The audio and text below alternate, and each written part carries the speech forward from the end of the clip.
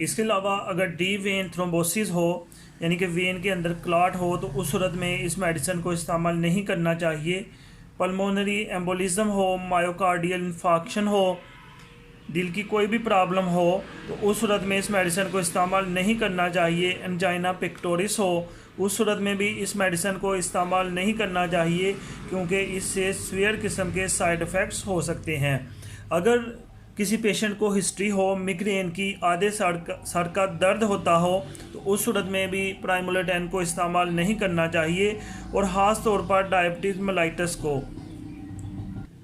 ऐसे पेशेंट जिसको diabetes mellitus हो, शुगर हो, ऐसे पेशेंट को प्राइमोलेटाइन इस्तेमाल नहीं करना चाहिए क्योंकि ये कंट्रा इंडिकेटेड है। इससे सीवियर किस्म के साइड इफ़ेक्ट्स हो सकते हैं, तो इससे परहेज़ करना चाहिए।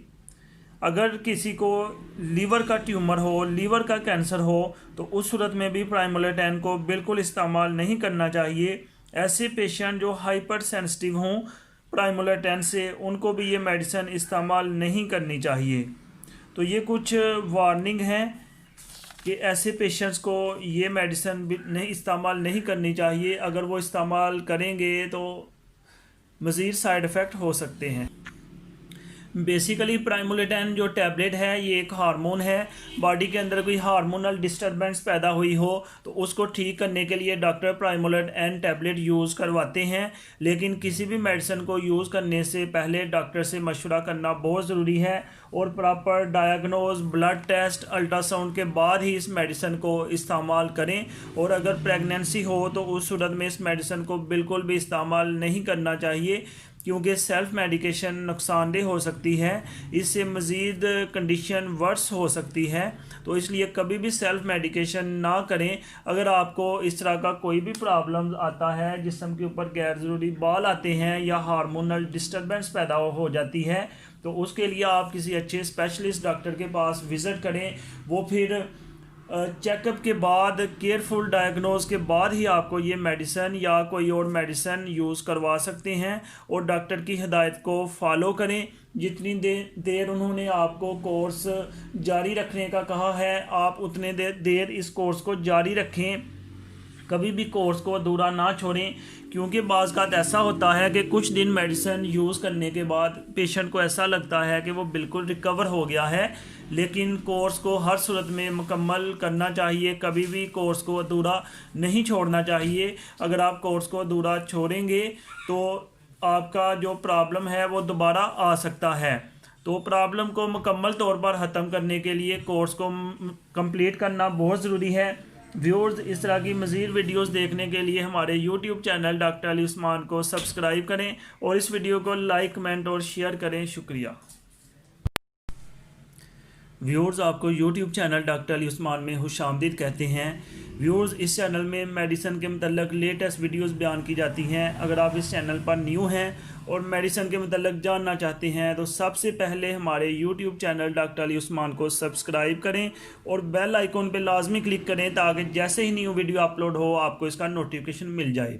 व्यूअर्स, आज हम जिस टॉपिक के बारे में डिस्कस करेंगे, जैसा कि आप स्क्रीन पे देख रहे हैं, प्राइमोलेटाइन टैबलेट नॉरएथिस्टिरोन, ये एक हार्मोन टैबलेट है।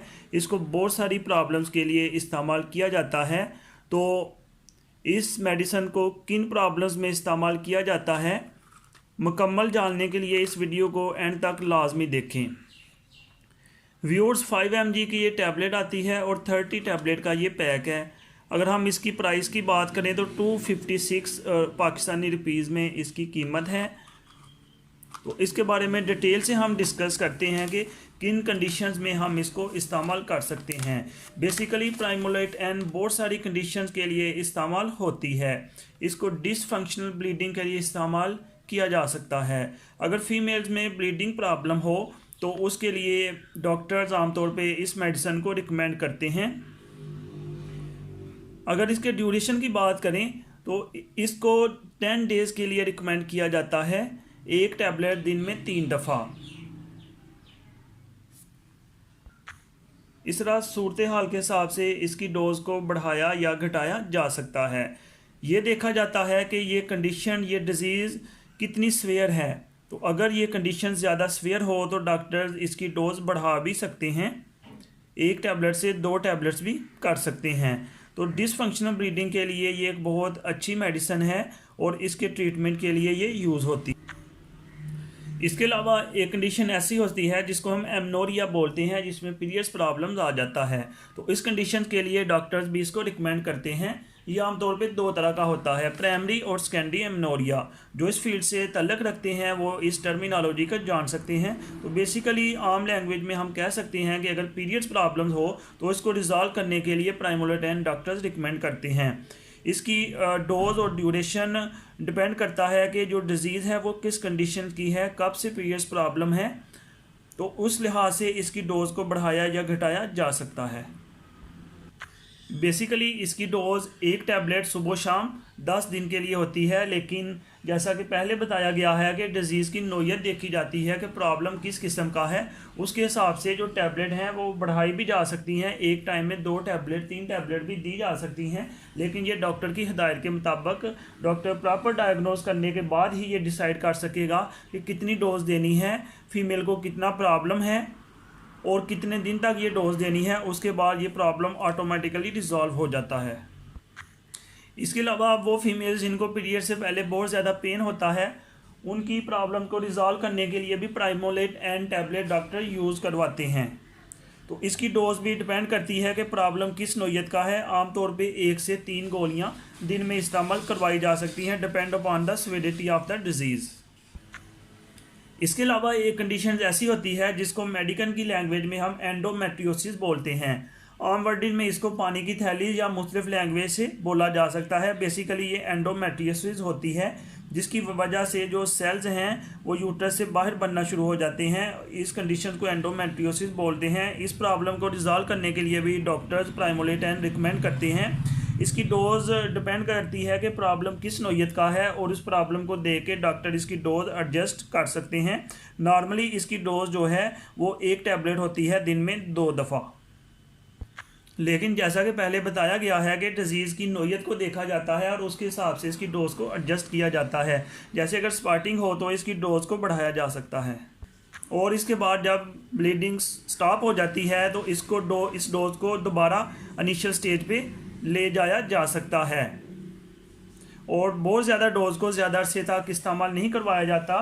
डॉक्टर्स देखते हैं कि प्रॉब्लम बढ़ रहा है तो इसकी डोज़ को बढ़ा देते हैं और जब प्रॉब्लम रिजॉल्व हो जाता है तो इसकी डोज़ पहले वाली डोज़ ही बन जाती है।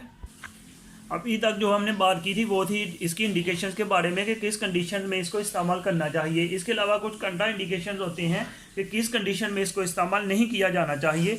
तो ये कुछ कंडीशंस हैं जिसमें इसको बिल्कुल इस्तेमाल नहीं किया जाना चाहिए, क्योंकि अगर आप इस सूरत में इस्तेमाल करेंगे तो फ़ायदे के बजाय नुकसान हो सकता है। जैसे नोन और सस्पेक्टेड प्रेगनेंसी, अगर जो ना चांसेस हो प्रेगनेंसी के या शक हो तो इस मेडिसिन को बिल्कुल भी सूरत में इस्तेमाल नहीं करना चाहिए। लैक्टेशन दूध पिलाने वाली माओं को बिल्कुल ये मेडिसिन इस्तेमाल नहीं करनी चाहिए।